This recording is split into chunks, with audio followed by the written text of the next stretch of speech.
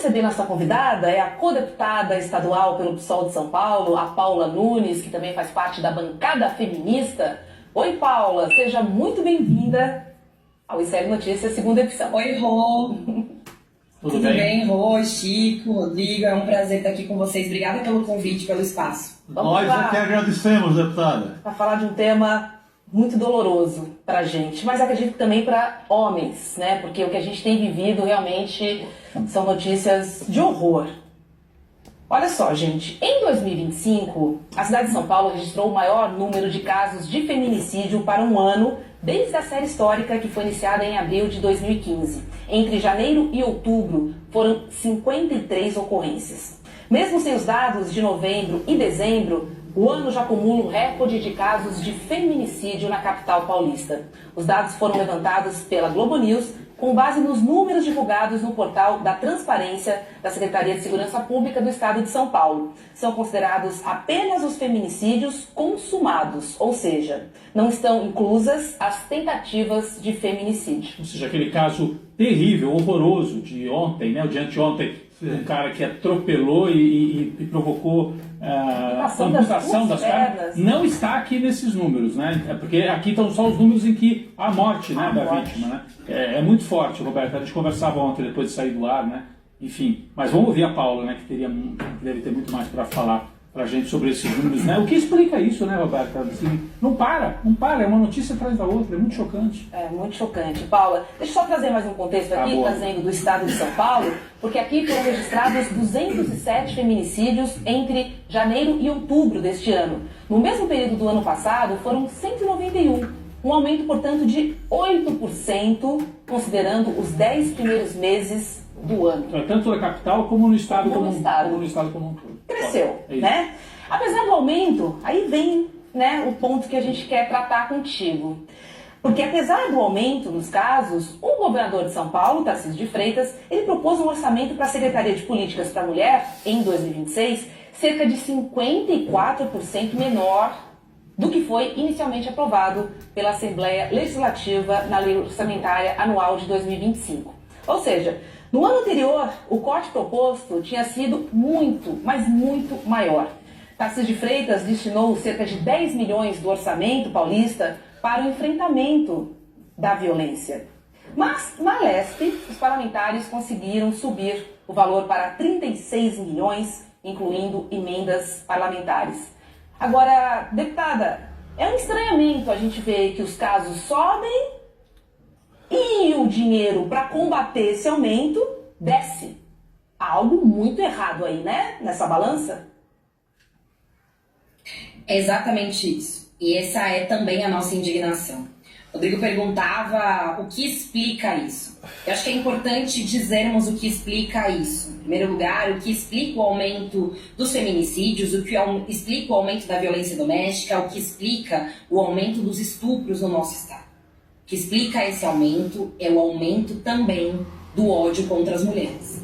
Um ódio que é praticado nas redes sociais, inclusive um dos casos, é importante dizer, recentes desses escandalosos de violência que nós estamos vendo nos noticiários, é o caso do chamado Calvo do Campari, né? Então um influenciador que ganha dinheiro monetizando o ódio contra as mulheres, que ganha dinheiro dizendo que as denúncias feitas por mulheres de violência são denúncias falsas. Essa é a lógica do movimento Red Pill, dizer que na verdade é o feminismo que criou um sistema judicial que privilegia mulheres, que direitos são privilégios, que existe uma desigualdade na verdade de mulheres e homens, o que desequilibra a balança são os direitos das mulheres. Então existe essa tentativa do movimento Red Pill de construir, dos masculinistas no geral, de construir esse imaginário da nossa sociedade, e esse mesmo expoente foi flagrado, com laudo, flagrante, filmado, em uma situação de violência contra sua namorada por ela ter negado relações sexuais.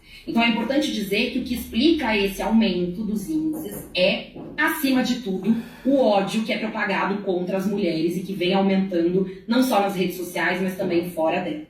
Mas nós precisamos combater essa violência. E é impossível combater essa violência sem falar de políticas públicas. E se tem algo que a extrema-direita, aqui no estado de São Paulo, tem feito com força, é jogar fora essa política pública. Você falou, Rô, de dados importantes orçamentários. Eu posso dizer que essa secretaria fake da mulher que foi criada para supostamente gerir políticas públicas de defesa da mulher tem a cada ano um orçamento reduzido nas políticas de combate e enfrentamento à violência. A maioria do orçamento dessa secretaria é destinado a folhas de pagamento e no que tange a execução de políticas mesmo, infelizmente, existe um orçamento muito reduzido. Mas também existem formas de combate a essa violência que passam por outras secretarias. Eu posso dar exemplo do emblemático secretário de Segurança Pública, agora oficialmente fora do cargo, mas que tinha se licenciado para tentar votar o projeto antifacção, mudou completamente o projeto, enfim, né, todo um debate. Mas o Guilherme Derrite, desde que ele assumiu a gestão, a principal cobrança que eu tenho feito a ele é quando vai cumprir, quando o Estado de São Paulo vai cumprir a lei federal sancionada pelo presidente Lula no meio de 2023, que garante o funcionamento 24 horas por dia, 7 dias por semana das delegacias de defesa da mulher. Porque violência contra as mulheres não tem hora, violência contra as mulheres não tem dia. Não é possível que um estado como o nosso, que tem cerca de 120 delegacias especializadas de defesa da mulher, tenha só 11, 12 que funcionem de forma ininterrupta. E a resposta do secretário para mim, sistematicamente, é dizer que, na verdade, já existe uma forma online de denúncia. E aí eu digo para vocês, claro, vamos pedir para essa mulher que foi arrastada na marginal por mais de 1 quilômetro, por um homem que tentou assassiná-la, e uma tentativa de feminicídio que culminou no fato de que ela teve que amputar 2 pernas, vamos dizer a ela que faça uma denúncia online, porque é a forma como o Estado de São Paulo tem condições de acolher essa vítima. É um escárnio.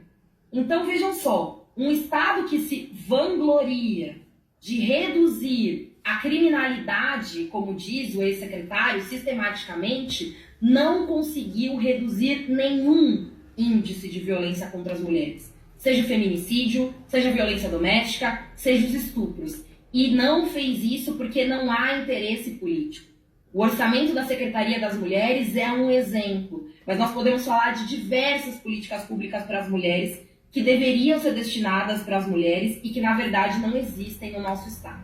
O que existe é um enxugamento de tudo que tem a ver com os nossos direitos, com a nossa luta e com a defesa das nossas vidas, né? Então, é explosivo a combinação, é explosiva a combinação entre o aumento dos discursos de ódio, que se refletem também na prática, e a ausência de políticas públicas concretas de enfrentamento, de combate aos feminicídios, o que passa também, é importante dizer, pelo ensinamento de que os homens não cometam violências, e isso o Estado de São Paulo está muito longe de fazer. Deputada, é uma loucura isso. Você pega o Derrite, assim, ele estufa o peito ali ao lado do Tarcísio e eles se colocam como modelos de segurança pública no Brasil. E vê o desastre que é nesse assunto, né, um desastre que a gente mostra em números, mostra em casos, em histórias e tudo mais.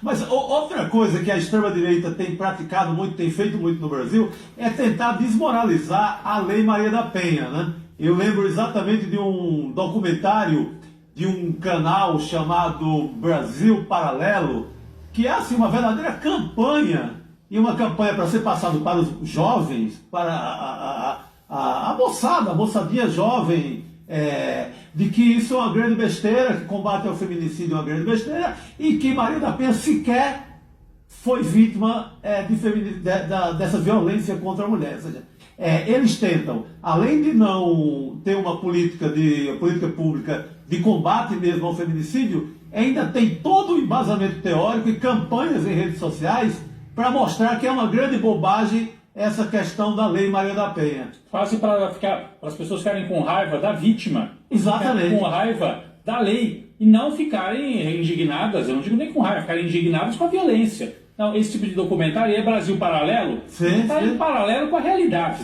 É uma realidade paralela, assim, não é a verdade do dia a dia. Mas é impressionante isso. Faz essa máquina de propaganda, que acho que explica um pouco do que a deputada falou, né? Essa campanha de ódio permanente, né? Exatamente. Então, você junta essa campanha, né, de rede social da extrema-direita com zero política pública, é um desastre completo, né, deputada? Vocês tocaram num ponto que para mim é crucial. Existe uma campanha difamatória, infelizmente, a Maria da Penha, que é uma sobrevivente da violência, que por pouco não foi vítima de um feminicídio, à época nem existia esse crime tipificado dessa forma, mas que por pouco não foi vítima desse crime de ódio fatal contra ela, e que espelha uma lei, que é uma lei importantíssima, uma lei que foi construída pelos movimentos sociais, uma lei que foi construída pelo movimento feminista, e é uma lei que, em muitos aspectos, protege as mulheres. No aspecto penal, sim, mas não só no aspecto penal. Existe uma lógica do movimento Red Pill, falo Red Pill, mas falo dos masculinistas no geral, que é de criar um movimento de desconfiança com relação às denúncias, deslegitimar as vítimas. Eles tentam dizer que, na verdade, o problema do Brasil não é o aumento da violência em todas as suas esferas.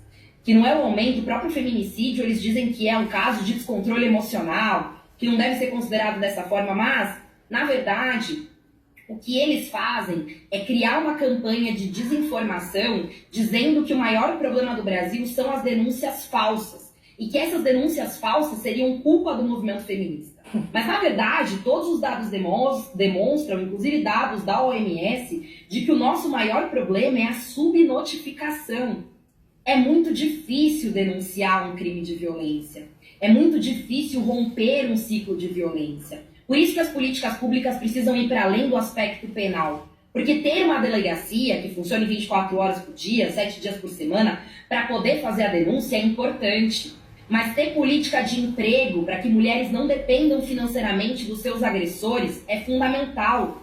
Ter política de moradia para que mulheres possam sair da casa de seus agressores e viver de forma independente é fundamental. Ter política de creche, de escola, para que mulheres possam deixar os seus filhos sob responsabilidade do Estado para trabalhar é fundamental. Ainda assim, fazer uma denúncia é muito difícil.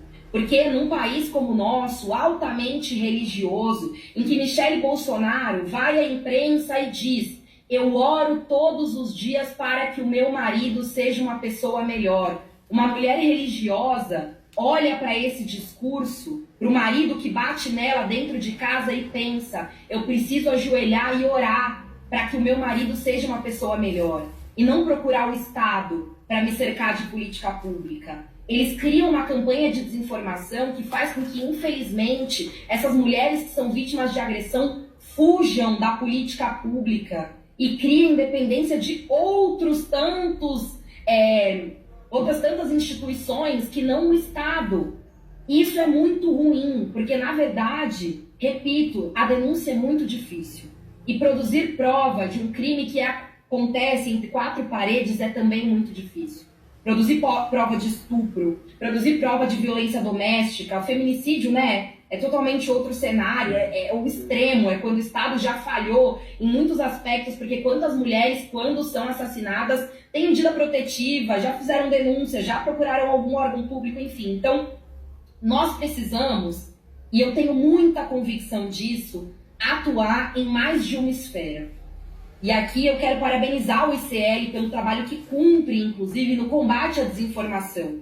Porque combater a desinformação é fundamental. Mostrar a importância da luta das mulheres, das políticas públicas é fundamental. Repito, ensinar os homens a não agredir é fundamental. Isso passa pela escola, mas também passa pelas redes sociais. Mas as políticas públicas de combate também são fundamentais. E aí não é à toa que são os estados e as prefeituras que são chefiados pela extrema-direita que estão colocando essas políticas públicas ladeira abaixo. Não é à toa que é o estado de São Paulo chefiado por esse expoente da extrema-direita, por um secretário de Segurança Pública expulso da rota por matar demais, que se recusa a cumprir uma lei federal das delegacias da mulher ininterruptas. Tudo isso está muito interligado. E o nosso papel é atuar nesse combate nas duas esferas. Tá certo. Muito bom. Deputada Paula Nunes, da bancada feminista do PSOL, muito obrigada, viu, por estar aqui conosco, trazendo informações importantes para a gente entender esse número e também como é que o Estado de São Paulo e o governo do Estado de São Paulo trata, né, desse tema. E pelo jeito não é realmente muito importante para ele, pela diminuição do investimento nesse combate ao feminicídio.